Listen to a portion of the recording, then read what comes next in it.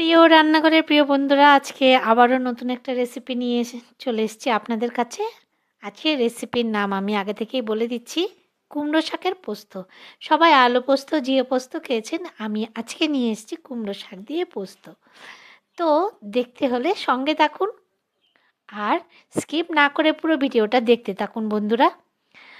এবার দেখুন, আমি ডাঁটাটা দিয়ে একটা রেসিপি করে নিয়েছিলাম, এবার শুধু জাস্ট ডগাগুলো রেখেছি পোস্ত করার জন্যে। তো ওই ডগাগুলোকে আমি সুন্দর করে কেটে নেব। এই দেখুন, কেটে নিয়েছি ডগাগুলোকে ছোট ছোট করে, পাতাগুলোকেও ছোট ছোট করে কেটে নিয়েছি, কেটে ধুয়ে সব রেখে দিয়েছি। এবার আমি কিছু আলুও কেটে রেখেছি। তো প্রথমে আমি কড়াইতে দেখুন অল্প তেল দিয়ে দিচ্ছি, আর এখানে তেলের মধ্যে দেব আমাদের ঘরে হাতে বানানো বড়ি, ভেজে রাখবো আমি। এই দেখুন বড়িটা ভেজে রেখেছি। আর যারা বড়ি রেসিপি দেখেননি এখনও আমার চ্যানেলে কিন্তু বড়ি রেসিপি দেওয়া রয়েছে দু রকমভাবে, মানে কীভাবে বড়ি বড়ি তৈরি করেছি সেটা রেসিপি দেওয়া রয়েছে। তো আপনারা চাইলে ওখান থেকে দেখে নিতে পারেন একদম সহজ পদ্ধতিতে। তো চাইলে আপনারাও কিন্তু নিজে ঘরে তৈরি করতে পারবেন। তো বড়িটা আমি একদম একদম বাদামি রং করে ভেজে তুলব। তো বন্ধুরা, আমার চ্যানেলটিতে যদি আপনি নতুন হয়ে থাকেন তো সাবস্ক্রাইব করে আমার পাশে থাকবেন কিন্তু, আর বেল আইকনটা অবশ্যই প্রেস করে রাখবেন। আর এখনও অবধি যারা যারা লাইক করেননি, একটা লাইক করে দেবেন প্লিজ। আপনার একটা লাইক কিন্তু আমাকে অনেকটা অনেকটা উৎসাহ যোগায়। তো এবার যেই বাকি তেলটা ছিল ওখানের মধ্যে আমি কিছু আলু কেটে নিয়েছি ছোট ছোট করে, সেই আলুটাকে ভেজে নেব। সে আলুটাকে ভেজে নিয়ে তারপরে আমি বাকিটা করছি, দেখতে থাকুন। তো বন্ধুরা, সবাই কিন্তু খুব সুন্দর সুন্দর কমেন্ট করছেন, খুব ভালো লাগছে, আমার উৎসাহ বাড়ছে আপনাদের লাইকে এবং আপনাদের কমেন্টে। আমার উৎসাহ বাড়ছে একটু একটু, তবে আরও সুন্দর সুন্দর কমেন্ট চাই কিন্তু আপনাদের কাছ থেকে। তো আলুটা দেখুন একদম মানে আমি একটু ভেজে নিয়েছি। আলুটা ভাজা যখন হয়ে গেছে, এবার কুমড়ো শাকটা কিন্তু অবশ্যই জল ঝরিয়ে নেবেন ধুয়ে। তো কুমড়ো শাকটা দিয়ে দিয়েছি, এবার এটাকে আমি আলুর সাথে আর কিছুক্ষণ ভেজে নেব কুমড়ো শাকটা। এবারে দেখুন এর পরপর কী করছি বন্ধুরা। কাছের এবং দূরের বন্ধুদের বলছি, সবার জন্য অনেক অনেক শুভকামনা, এবং তাদের পরিবারের জন্য কিন্তু আমার অনেক শুভকামনা। এবার দেখুন অনেকটা কমে গেছে না, প্রায় অনেকটা কমে গেছে, ভাজা ভাজা হয়ে গেছে। এবারে আমি দেখুন পোস্ত বাটা নিয়ে নিয়েছি।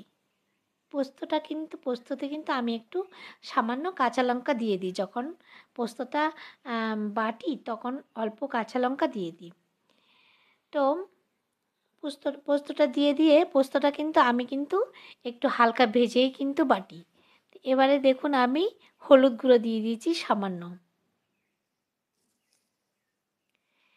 এরপরে দিচ্ছি সামান্য লঙ্কা গুঁড়ো, কারণ এখানে কাঁচা লঙ্কা রয়েছে পোস্তের মধ্যে, এই জন্য আমি কিন্তু সামান্য দিচ্ছি, জাস্ট একটু রঙের জন্য, রঙটা যাতে একটু সুন্দর হয় এই জন্যেই লঙ্কা দিয়েছি।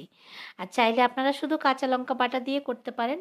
তো কাঁচা লঙ্কা বাটাটা তো অ্যাকচুয়ালি সবচেয়ে ভালো এই গুঁড়ো লঙ্কার থেকে আমাদের শরীরের জন্য। এবার আমি সবজিটাকে মানে আলু আর কুমড়ো শাকটাকে কিন্তু ভালো করে পোস্ত এবং বিভিন্ন মশলার সাথে আমি ভালো করে কষে নেব, জল দেব না কিন্তু এখন।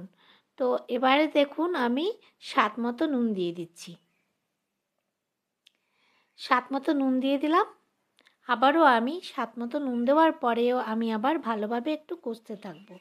এখানে যখন অর্ধেকের বেশি প্রায় সেদ্ধ হয়ে আসবে তখন আমি কিন্তু এখানে সামান্য জল দেব। চাইলে আপনারা জল না দিয়েও পারেন, কিন্তু আমি জলটা একটু দেব।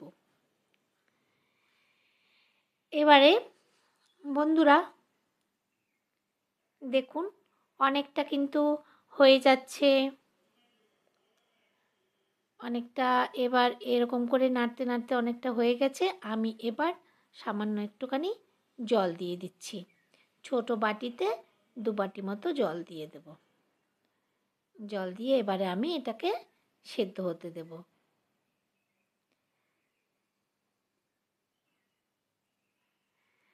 তো বন্ধুরা 2-3 বাটির মতো জল দিয়ে দিলাম। এবারে আমি কিছুক্ষণ মিনিট 10 আরও সব মানে পোস্তটাকে সেদ্ধ হতে দেব। ডাঁটা আলু সহ এটাকে আমি সেদ্ধ হতে দেব। তো এরপরে যখন ফুটে উঠবে বেশ ভালোভাবে, দেখুন অনেক ভালোভাবে ফুটে উঠেছে। এবারে আমি কিন্তু বড়িটা দিয়ে দিচ্ছি, এখানে 1-2 কাঁচা লঙ্কাও চিড়ে দিয়েছি। তো বড়িটা অনেক নরম বড়ি, তাই জন্য আমি একদম নামানোর ঠিক কিছুক্ষণ আগেই দেব, কারণ এটা বেশি সিদ্ধ হবে না। এটা একটুখানি সিদ্ধ হলেই বেশ মানে একদম ফুলেও যায় আর খুব সুন্দর একদম পুরপুরে টাইপের নরম হয়।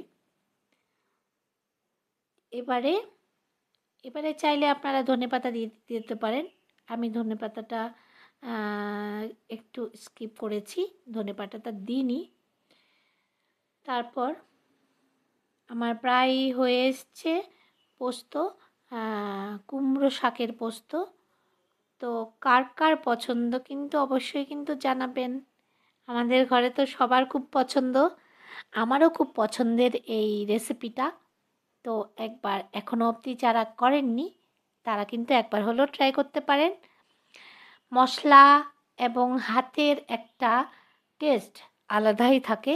সবাই সবার ঘরে রান্না করে, কিন্তু আমি যেভাবে একটু রান্না করি সেটা আপনাদের সাথে শেয়ার করে আমার ভালো লাগে। হয়তো কোনো উপকারে আসবে এই ভেবে আপনাদের সাথে শেয়ার করি আমার রান্নাগুলো। তো আমার রান্নাটা ভালো লাগলে শেয়ার করবেন, বেশি বেশি করে লাইক করবেন, সাবস্ক্রাইব করা না থাকলে সাবস্ক্রাইব করে বেল আইকনটা প্রেস করে এবং এতক্ষণ সাথে থাকার জন্য অসংখ্য ধন্যবাদ।